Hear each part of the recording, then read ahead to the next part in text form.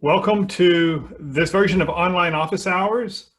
I'm Mike Coffey, and I'm honored to be the panelist today as we talk about what racial equity in the workplace will look like.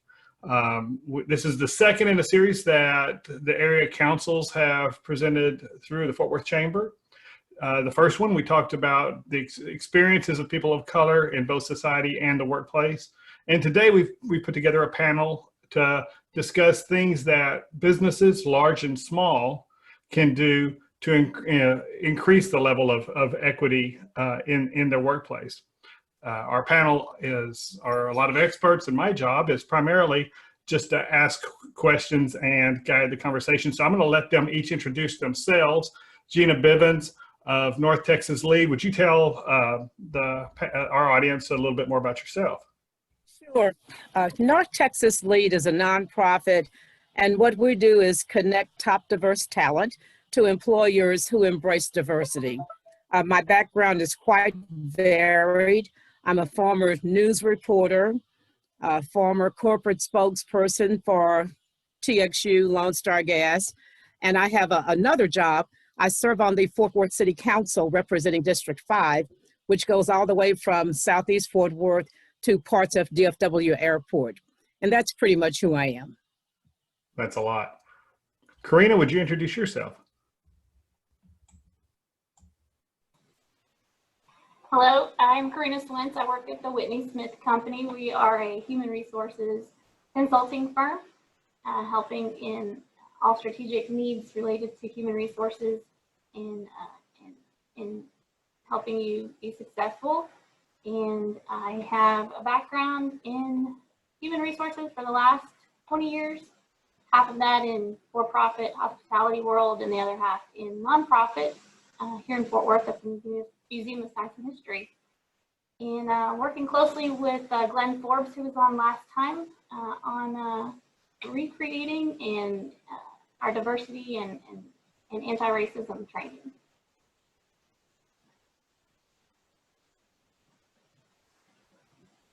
You're muted. I'm always the first to do that. I won't be the last, I imagine. Dion, would you introduce yourself?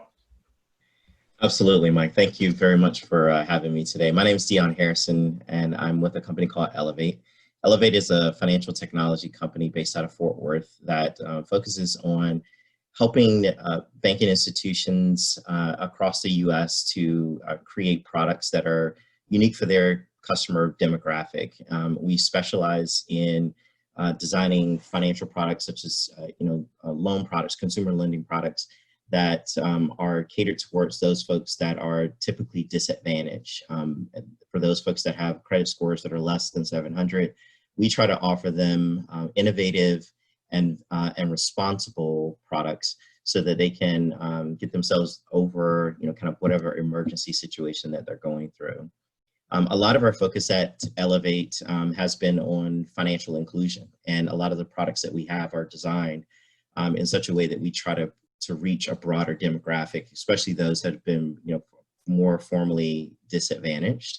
My role as a Chief Diversity Officer is a little kind of multifold in that I've spent a great part of my career here at Elevate advocating for policies with congressional leaders and other government, state and local leaders to help them to understand some of the issues that their guidance and or their the laws have, the impact that it has on certain customers. And we try to advocate for those customers so that we can be a part of the solution and be able to continue to broaden out who we can actually impact. I'm also a host for a couple of different charitable organizations in the DFW area, one of which is Tango Tab, and we focus our attention on helping to provide resources for homeless recovery centers across the DFW area. So thank you for having me today. Thanks, Dion.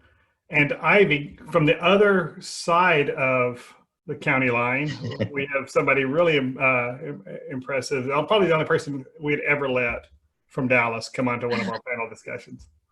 Well, I am glad to be that person, and I'm super excited to be here with you all. this afternoon. My name is Ivy Owino. Like Mike mentioned, I am the Senior Manager of Corporate Social Responsibility at the Dallas Mavericks. A little bit of an interesting path. Born and raised in Nairobi, Kenya. I moved to Dallas at the age of 9. Grew up in Dallas. I'm a graduate of the Haneke School. I left Dallas in 2008 to pursue my education at Marquette University, spent some time in Milwaukee, and then returned to Dallas in 2015. I have worked for the Dallas Wings. I've worked on K104 KKDA as a mixed show DJ. I was former team DJ for the Dallas Wings. I am also still concurrently serving as the Dallas Mavericks in-arena sports sound strategist or a team DJ.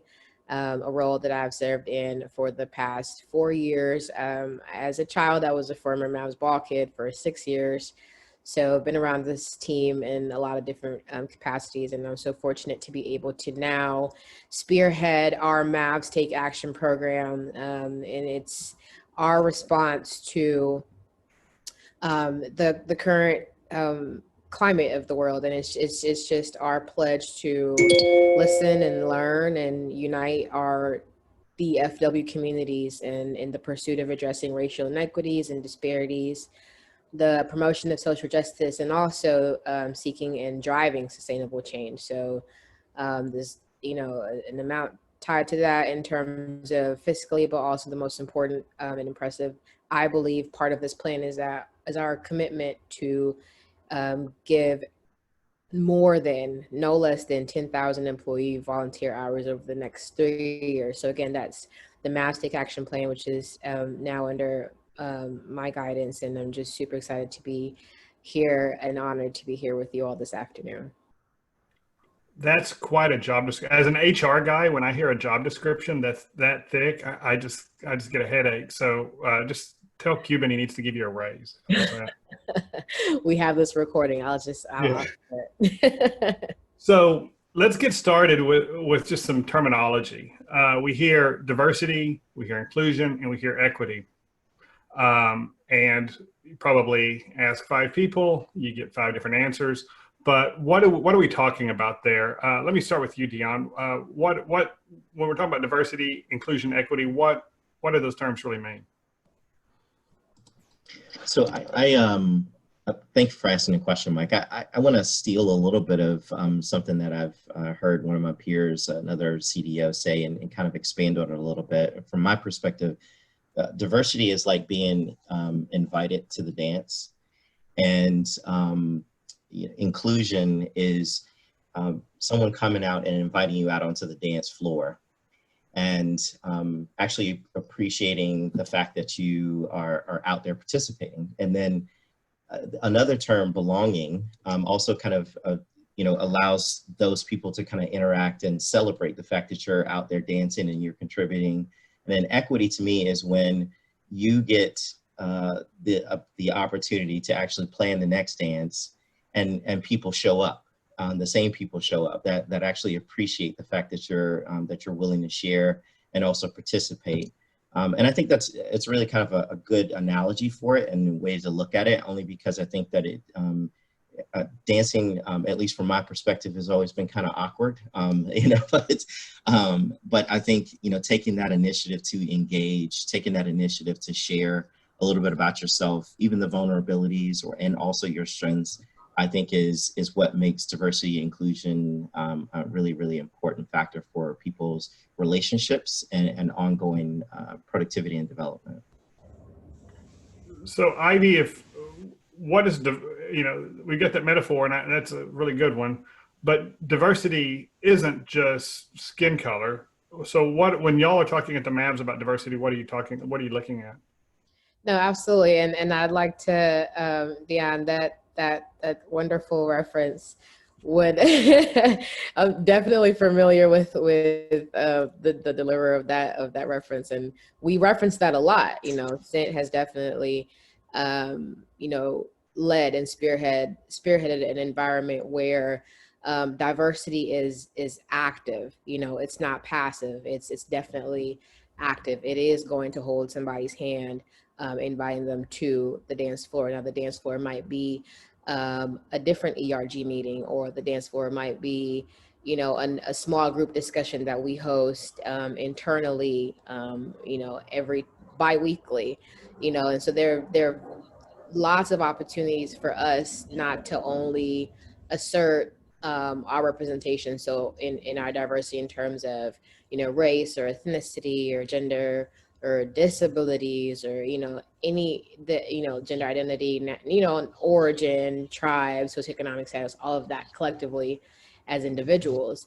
But there's also a pursuit of equity, which is creating an environment where all are treated fairly. There's equality of opportunity, and the other levels of, you know, diversity in the workplace, fairness and access to information and resources for all. And then, of course, most importantly is the culture of inclusion, which is something that we're very much about. But inclusion builds a culture, like Dion said, of belonging by actively inviting the contribution and participation of all people. And there's so many varied forums that we have in our organization, whether it be our bi-weekly org huddle, and there's always shared responsibility. There's always an opportunity for any member of the staff, no matter whether it's laterally or vertically, to experience leadership, to experience, you know, running a project. And so again, for us, it's extremely active, and it's also, you know, deeply rooted in our core values, which we refer to as our crafts, which we're always seeking to perfect, you know. So there's diversity in character. We talk about respect. We talk about authenticity. Are you able to show up as you, as your whole self? Or are there parts of yourself that you feel as though when you come into the workplace that you have to either mask or not bring in? So, you know, conversations like that. We talk a lot about fairness, which, you know, is in our pursuit of equity, and teamwork again. And most importantly is safety, because all of this discussion brings forth a lot of vulnerability, a lot of fears, a lot of triggers. And we understand that we're all along this journey, we're all at different points. And so we have to make sure that there is a safe environment and that our employees feel safe in you know, displaying their diversity. So Yeah, and I want to talk more about safety in a minute, because I think that's a hot topic, and I think it gets poo-pooed a little bit because people don't understand what we're really talking about. I think a lot of this terminology is, if it's foreign to someone, it sounds like it's really laced with an agenda that it may not be. So I want to talk about that. But Gyna, tell us what LEAD stands for, because I think that's a good place to start that conversation. Sure, and in case you don't know, I've dropped off right when Dion was giving his self-introduction. So I don't know what's been said since then. But LEAD stands for Leaders and Executives Advocating Diversity. That's an acronym. Our initial name was BOLD. We were created back in 2001, and that stood for Building Opportunities for Leadership in Diversity. So that's who we are. And so and I think if I can summarize what you guys really do is you go find diverse management candidates for local businesses, right? Is that a fair way to say it? That's a fair way, as long as you don't narrow the definition of diversity, because there are a number of white males who have come through our program.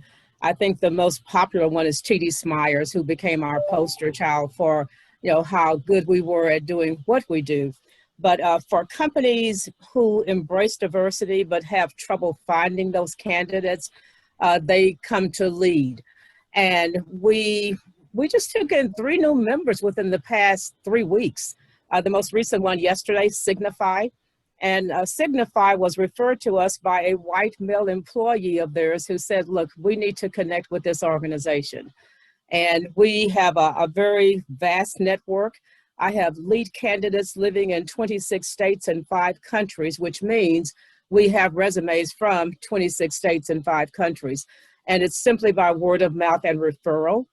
Some of our referrals include Bob Hershert, former city manager, but mostly it's the database of LEAD alums who have come to the program who refer others to us. Great. And it's interesting that you said 26 states and 5 countries. So, I mean, there's also geographic diversity in there as an issue too, right? Absolutely. And if you were to talk to one of my former CEOs, he will tell you they could trace racial unrest by the routes where their product was being shipped. And I'm talking about BNSF. And so this CEO was Matt Rose at the time. But yes, we have geographic diversity, we have professional diversity, and we just like for people to understand that it's more than ethnicity. And the entry of the white male for LEAD came in 2008. And that's when we saw a number of engineers being laid off from Lockheed. And so they came to LEAD at the urgence of Ralph Heath, their former president of Lockheed Aero. But we've been around, it'll be 20 years next year for North Texas LEAD. Great, thanks. Karina, you spend a lot of time with employers, small and large, on the consulting side. What are the, when you're talking about diversity to them, what are the misconceptions you see that companies have in trying to understand how to grapple with those issues? Well, diversity inclusion training has been around for so long, I tend to feel like people are thinking they've already got it. You know, what more should they be doing? That there might be this misunderstanding that they're doing it already, and it has changed.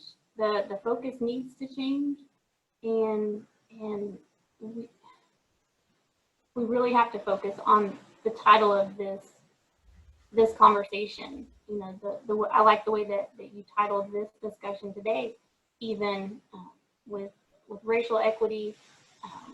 We're referring to anti-racism in what we're developing. And I think that's important as you talked about terminology. I think there's misunderstandings that maybe all those words mean the same, you know, and that's not the case as we just defined.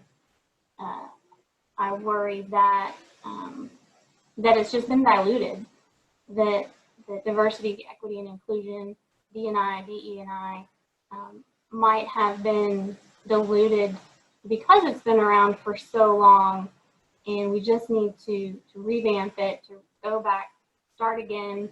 And if racism wasn't the focus of your diversity training in the past, it needs to be.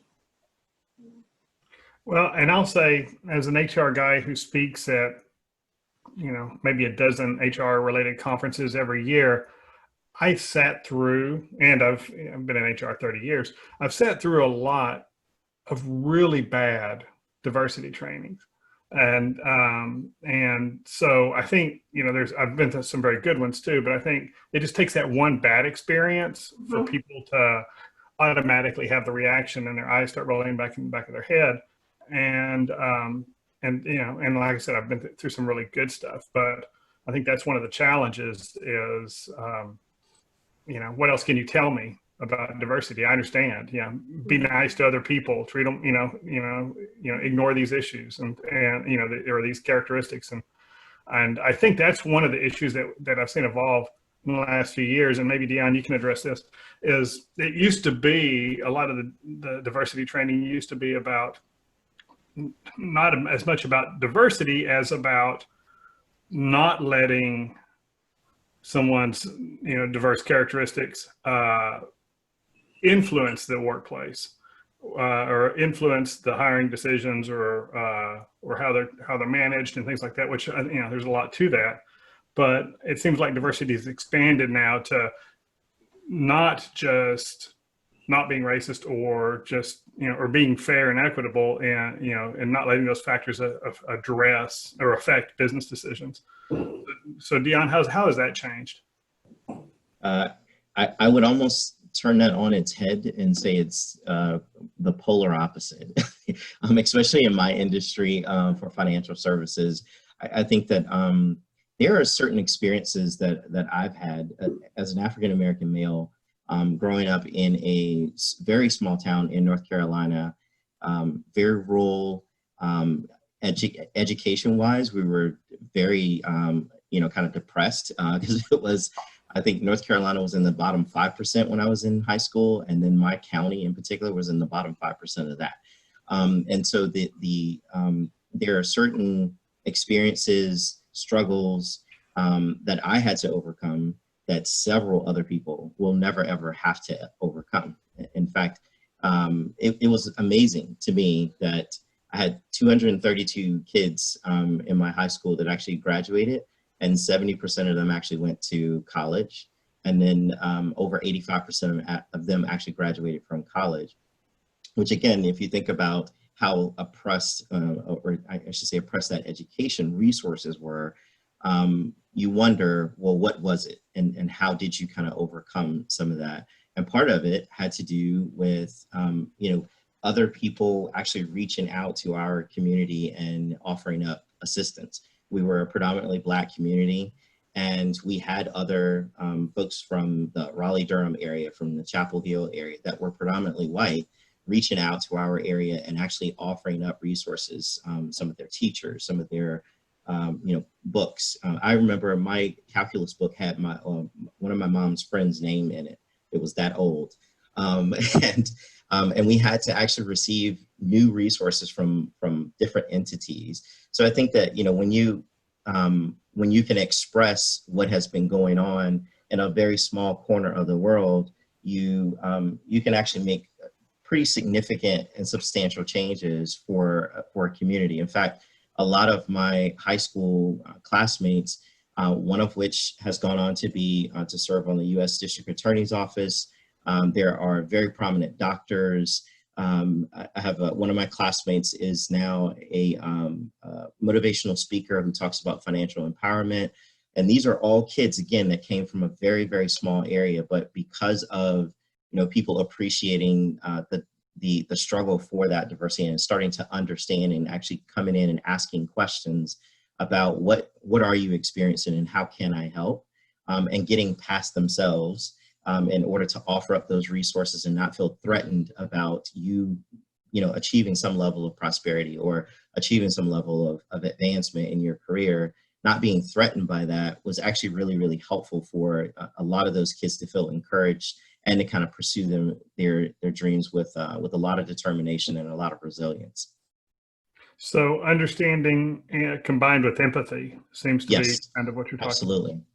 And I would also say, even at Elevate, I mean, one of the things that we talk about is that our executive management, our senior leadership, we're the ones that actually make decisions about what types of products that we build and how those products can impact a customer, right? And there's lots of misnomers, even at the congressional level, and that's part of the reason why I do a lot of speaking to congressional staffers about what happens to people when they have poor credit scores. In fact, if you look at what a female that ends up with a bad credit score has a multiplier of 2 or 2.5 people that it impacts, because she has that female is usually taking care of a child and very often taking care of at least one elderly person as well. And if you don't ask those questions, if you don't understand that, then we would never have designed a product that would cater to that and would try to offer an opportunity for people that are in those situations. And how do we identify that? Is we've got to go above and beyond what the traditional banking system has done in the past. And we've got to go above and beyond the customer bases that they've always looked at. Most banking institutions right now are only looking at customers that have a FICO score at 750 and above.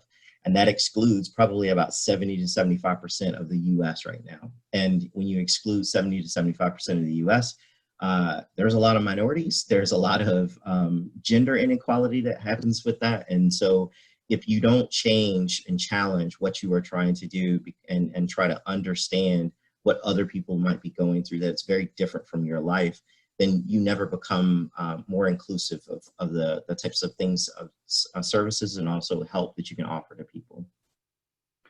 Gyna, Ivy, what other misunderstandings do you think are out there around these terms, diversity, inclusion, equity? What do y'all see in your organizations, or just as you're working in your, both of you have pretty public roles? I think for me, and if I can answer this from a personal standpoint, is that at the end of the day, while this is very much an issue about systemic racism and other things that have, you know, been put in place, I think at the end of the day, it's sensitive because this is an issue about changing hearts. You know, you're asking people to really reflect deeply on, very personally, you know, on a lot of things that they may or may not be proud of, may or may not be happy about, and most importantly, may or may not have had any control over. And so while, you know, ideally, you know, every company, every organization would now um, have or should have had or will have, you know, a diversity, equity, inclusion, belonging, whatever encompassing term you want to put around that. I think, you know, in thinking about career paths and career goals and markers that would, you know, set my path aside, I feel as though I operate from, and I heard this from a community partner that we've met with, and as part of the Mavs Take Action Plan, we, true to what you said, Dion, have been doing a lot of listening and meeting with a wide range of organizations, groups, people, anybody who would like for us to lend us their ear. We're making time for that. And it's amazing the wealth of knowledge that lived and learned experiences can offer. And so this particular lady, her name is Elizabeth Haneke from the Lone Star Justice Alliance, just a phenomenal organization, a phenomenal individual. Prides herself on running an organization whose mission it is, or who operates with the mindset of dissolution, meaning that at some point in a perfect world, there will be a time where we will not have to have diversity, equity, and inclusion, or a social responsibility department, because it just is innately in who we are or have evolved to become, you know. And that's the path that we're treading down on as individuals, as companies, as organizations, institutions of change. And that's lofty, you know, and it's pretty much for us to know that some of us may not in our lifetime see this perfect world that we desire, you know, for our posterity to live in. But we have to believe in it that much. And so that's the complexity of it for me, because the realm and the depth at which an individual can personalize the importance of this work is vast. And even tackling that as a corporate organization is vast, you know, especially because, like I said, at the end of it, this is an issue about really getting people to change the core, or not necessarily change, but examine the core of who they are, and changing hearts. So it's a lofty task. It's a lofty task.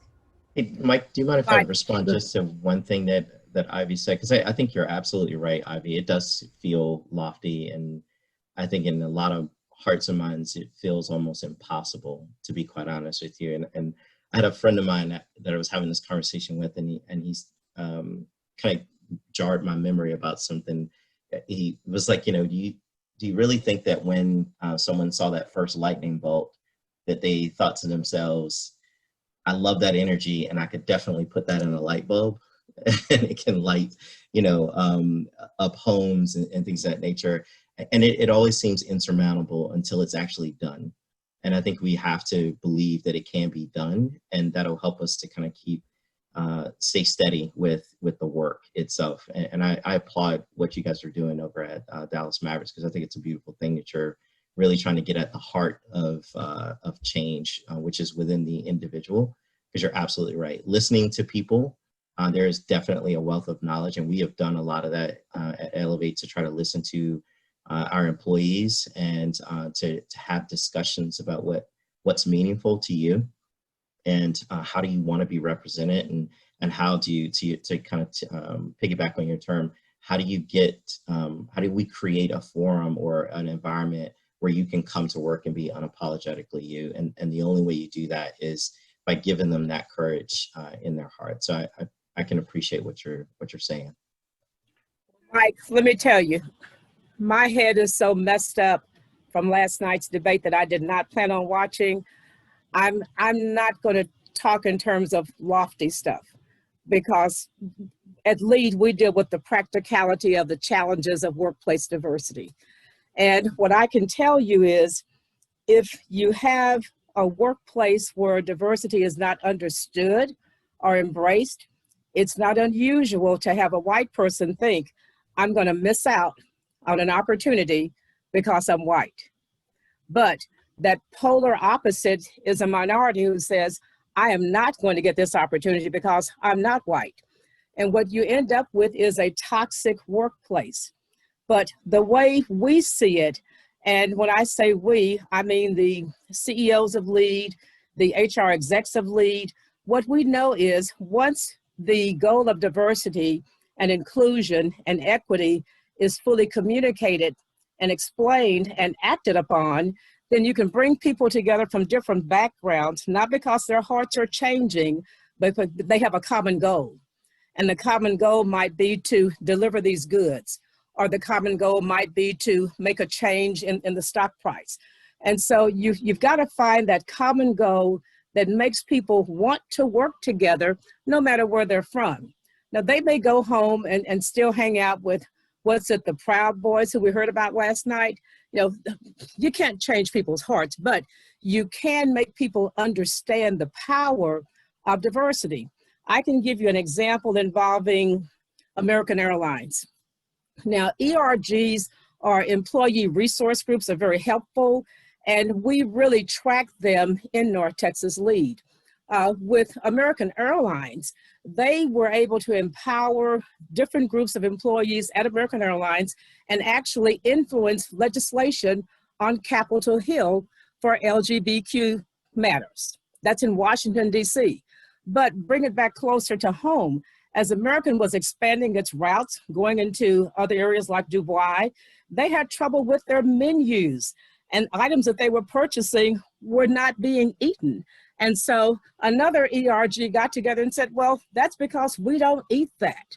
Now, I can tell you, when I came to LEAD, when it was bold back in 2006, the company with the largest number of employee resource groups in the country was Texas Instruments. They were leaving when I came on board, so I didn't get a chance to work closely with them, but there is power in putting employees together with them knowing we expect you to solve something. Now, when I first got there, there was one company who had a group, and all they did was have jazz sessions. And so eventually, another group, and I don't mind naming them, at Bell Helicopter, we suggested to them, let your ERG focus on things that you can tie to employee performance and see how those people are progressing and making advancement. And that group is still active today. And so, you know, when it comes to the workplace, I don't care how big the elephant is, if you can get employees to come together and decide which bites they're going to take, you can see progress happen. And we're seeing that through our companies of LEAD. So when you're talking about employee resource groups, I think companies risk falling into the trap of just counting noses, right? Okay, we've got an employee resource group, so we've got some Black folks over there. We've got some Hispanic folks over there. Oh, we've got a group for the LGBT community over here. And look, there's 8 of them there, 3, you know, whatever. Okay, well, we've done our thing. So what should, besides just giving, you know, having an hour-long meeting every other week, what should an employee resource group be tasked to do? Well, and that's the whole key. They have to be given the power to know we expect things from you. And so at some of my companies, their ERGs are tasked with improving service production. You know, they have to be focused on a goal that benefits everybody. And at the end of the day, it's your paycheck. And so you actually have employee resource groups competing. If you take a look at DFW Airport, Linda Valdez Thompson has, I call them teddy bears. She has her millennials and she has women. And because of the focus on women, DFW's records of women who are making these big salaries, big positions, big promotions, it comes because Linda challenged everyone to find out what can we do to get more women up the management ranks. Now, when it comes to millennials, everyone in the region knows you don't talk about millennials to Linda Valdez-Thompson. She becomes the mama bear. And it forces people in HR to no longer require people to stay somewhere more than 2 years. We know these millennials are going to give you twosies, threesies. If you don't promote them right away, they're going to go somewhere else. And at the airport, that's okay. They've been able to work around that. But the ERGs have to see a problem and know that they have the power to tackle it, and they have the approval and the expectation that it be tackled from management. And when you give them that type of challenge, they rise to the occasion every time. Dion, share what's going on at Elevate around how do y'all approach those kinds? Do you have ERGs and how do you use them? Or yeah, we do. We actually have recently started a few ERGs. Actually, we started our LGBTQ network. We have the Mosaic Network, which is a network that celebrates the different heritages of our employee base. You know, no matter what background or ethnicity you have, I mean, there's a culture that's there that we want to try to celebrate, and we try to bring that to the forefront. Probably our oldest group is our Women in Technology. The Women in Technology group is a group that is not just comprised of women. I am probably one of the first, I was one of the first males to actually join that group. But it's really about promoting the advancement of women in technology fields. And it's, you know, we recognize very quickly through a lot of different research that about 70% of women will leave a STEM career within 2 to 3 years of being in that career, and primarily because they either don't get the support or the mentorship, you know, in order to continue moving forward. And so this different organizations around the DFW area, like Girls Inc. and Women's Empowerment, we work with them to provide, you know, kind of people resources, mentors, and financial support in order to help push those causes forward. Our employee base is roughly about 40% women right now, and there's a significant portion of them that are actually in our senior leadership. In fact, we have I think two of our chief executives are women, and the chairwoman of our board is female also. And I think because we've created that environment where we're promoting, you know, and advocating for women to be advanced in our company, I think it has opened up a lot of excitement and encouragement for the women that work in our employee base, and created kind of a very positive competition.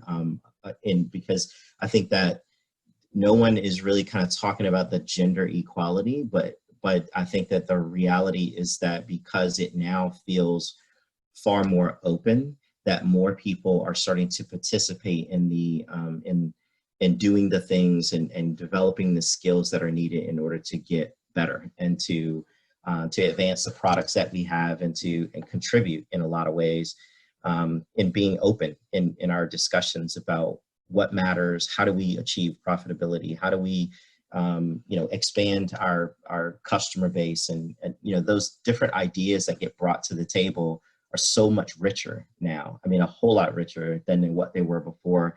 And we've been able to expand into different demographics that we hadn't before.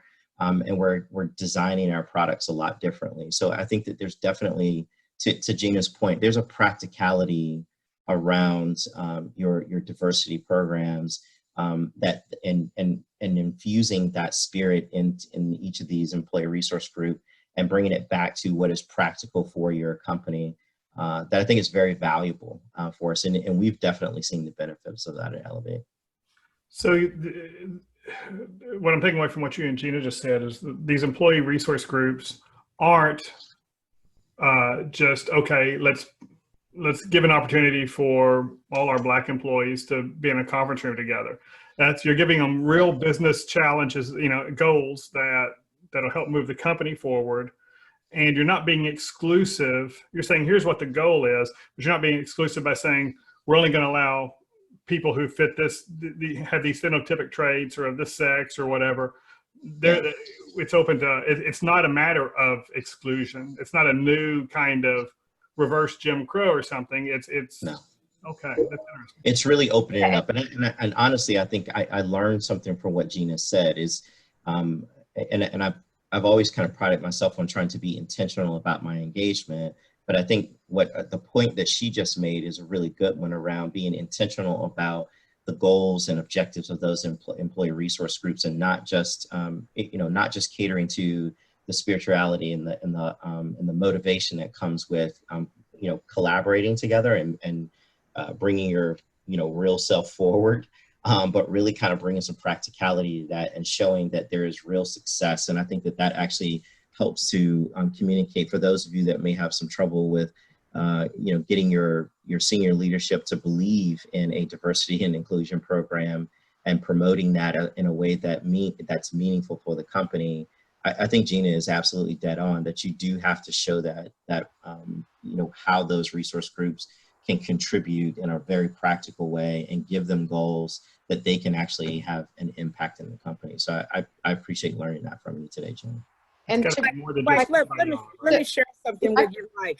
The ERG group for African Americans, let's say back in the 80s, were people who showed up wearing African garb on a certain day, and they may have had a potluck lunch with African food.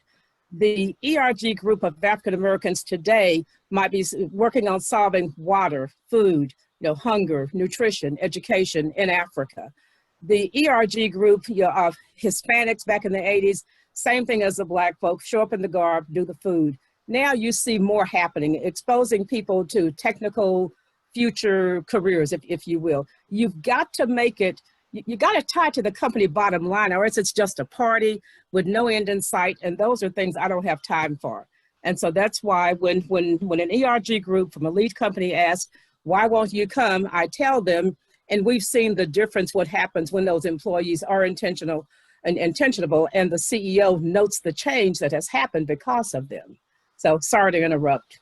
And if I can chime in here too, I think it'd be, I can give a great quick practical example of some of our ERGs. We have the women's ERG, there is a Parents at Work ERG, there's the Black Employee Network, there's G35, which is for employees that are under 30 or have only worked for the company less than 5 years.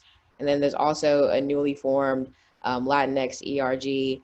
And so, for example, as most of you all or some of you all have experienced with having to adjust to our current learning environment and school and parents homeschooling and working from home. And obviously there are a number of parents who on one Parents at Work call went from just, having open, dialogue and about, just the level of work and managing working from home. And that conversation led to a greater conversation with executive leadership in a request to form hours where, meetings could only be held, no earlier than a certain time and no later than a certain time to accommodate those parents that were, getting their children logged onto Zoom and things of that nature. So it takes a lot of, it takes power, and it takes giving them power.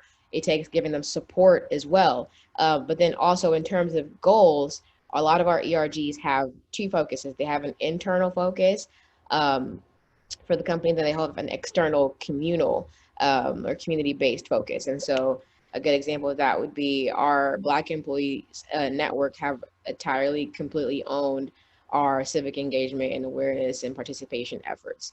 And they have literally, driven the planning of campaigns and identifying community partners. And it's been a great thing to watch them use this platform to completely fulfill something that, aligns with what the company is working with, but also something that they as a group believe in. And it's also a bonus because they have been engaging with other area Black employee resource groups and networks as well. So in the model of, in the spirit of knowing that we are still part of a corporate community.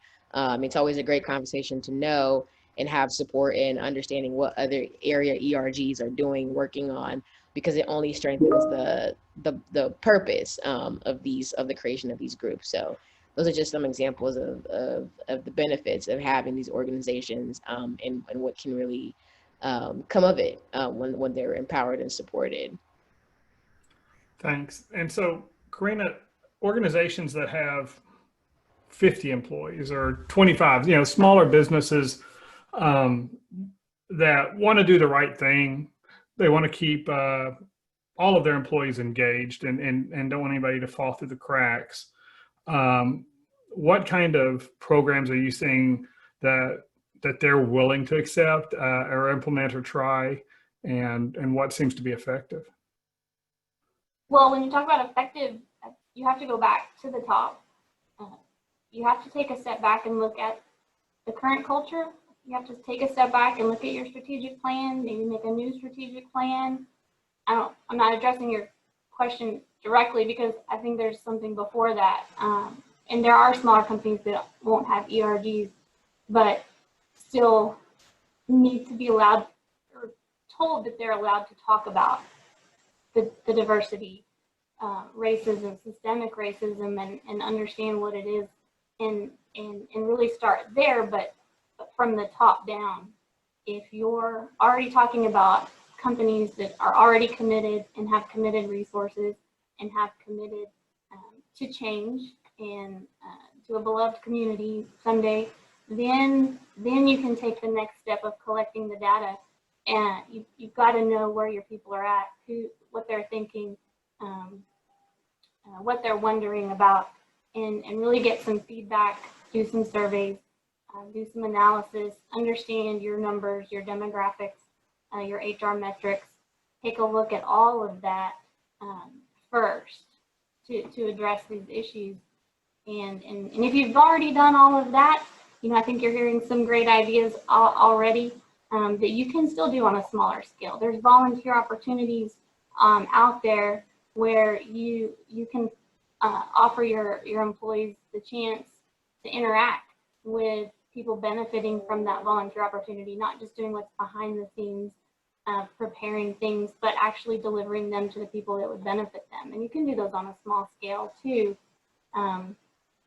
But really starting at the top of the commitment, collecting the information, getting people to sit down and giving them permission to talk about racism, and leading those discussions. And who would do that? You have to identify who would be involved in all of that. Identify an owner of this change, identify a sponsor who will cheerlead it, and then the champions, the boots on the ground that really are passionate about it and want to be a part of it, and then it can grow from there.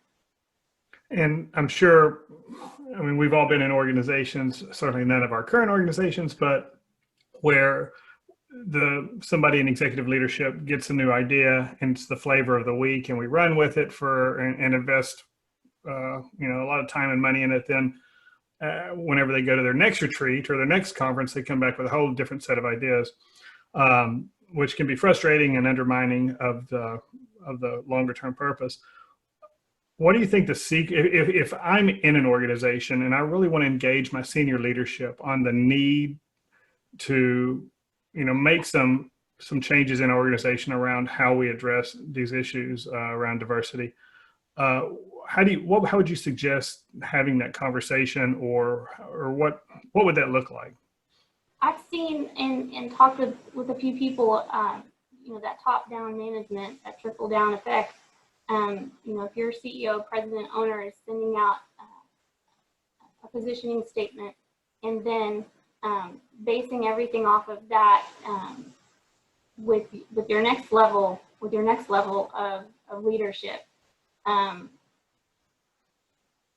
getting your marketing department involved, making sure your IT department is involved, obviously your HR department, that collaboration has to be there, and encouraging that from the senior leadership. Those are your sponsors that are going to be cheerleading the efforts, and making that a part of the culture. If you have an internal newsletter, you know that you have a highlight corner for diversity, inclusion, equity, systemic racism, anti-racism, that's being communicated on a regular basis, that it's not just the flavor of the month, that it's built into the culture, it's built into every meeting, every event, every piece of communication that goes out to employees and to customers. You know, you probably know your customers already. You may have communication newsletters with them too, and that it's built into the entire culture. That is one of the fears too, that it will just be another flavor of the month, and you've got to keep it going and have someone who's the owner, who's the sponsor, and who are the champions of that, keeping it going. Mike, I've got an add-on for that. I was trying to think of smaller companies, and the smallest company we have is Friesen Nichols.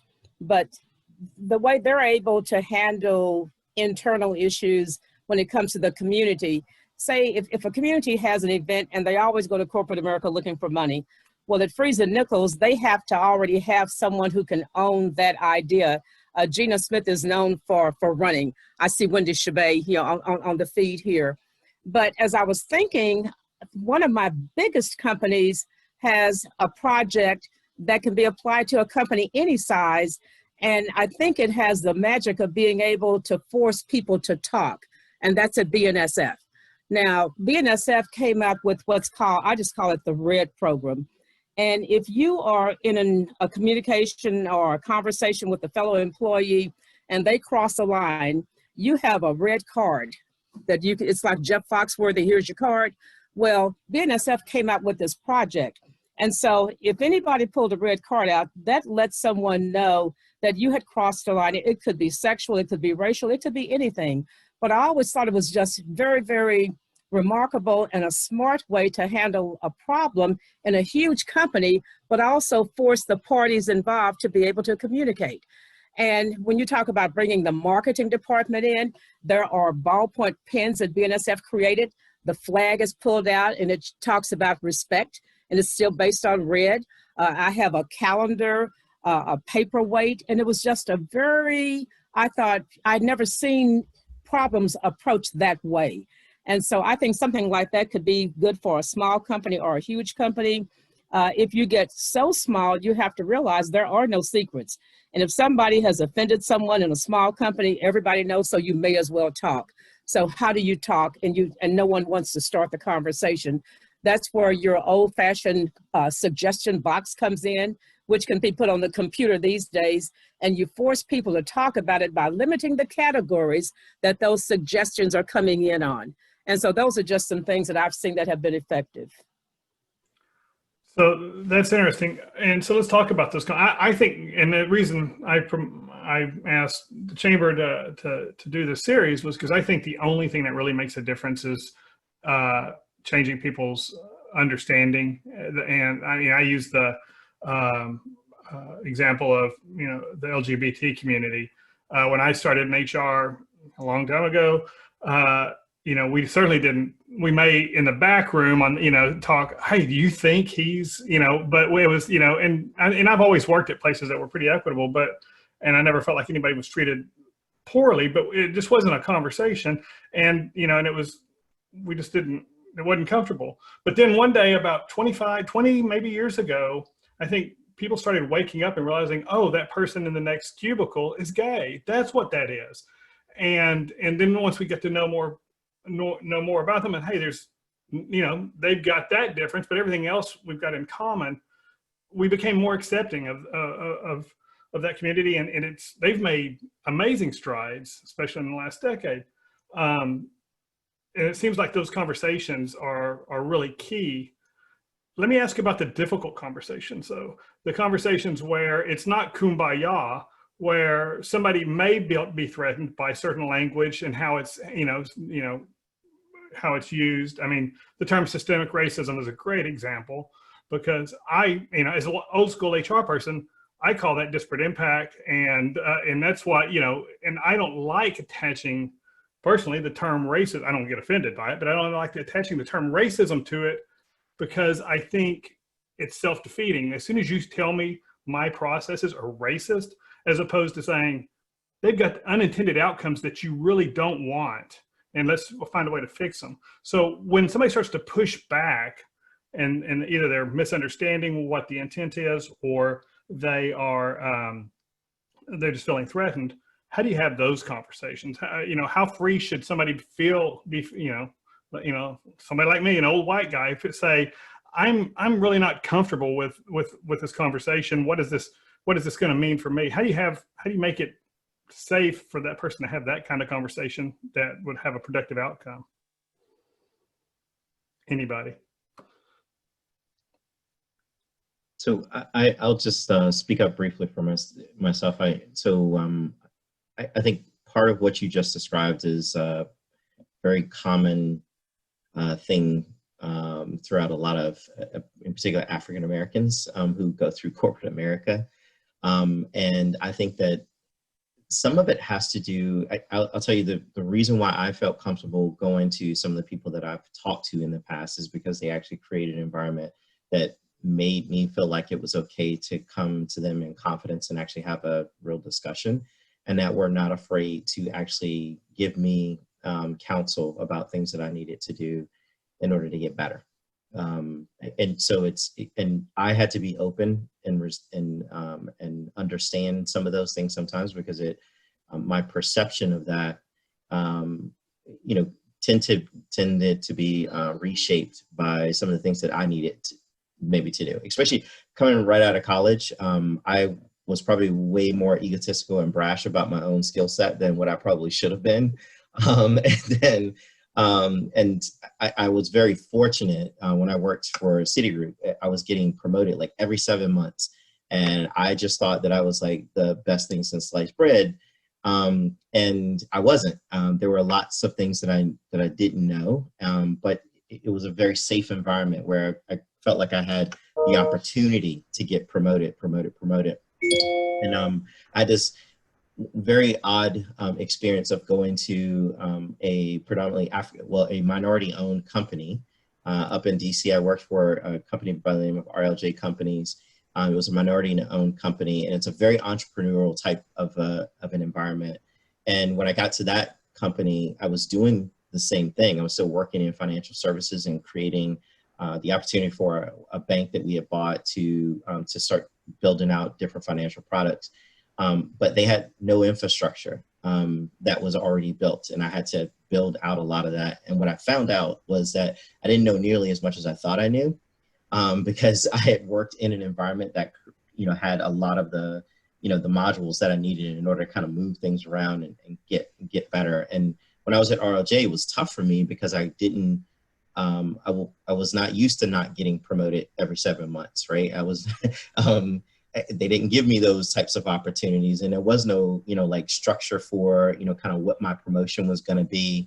And again, it was a African-American company, minority-owned company. And I was like shocked. I was like, well, you're my people. You should be giving me an opportunity. I didn't necessarily have it. But what I learned is that, the environment was just different. And I did have opportunities, but when you're in an entrepreneurial type of an environment, you have to create some of those opportunities yourself. And I had to kind of reach back into my own, kind of skill set and think about my engineering background and say, okay, how do I recreate this process, or how do I problem solve and things of that nature, and not get stuck on the fact that, because there is a little bit of, self-discrimination or self-hate that I think a lot of the African-American community has had in the past, and saying, well, come on, my brother, why don't you give me an opportunity, right? And and expecting that should just happen.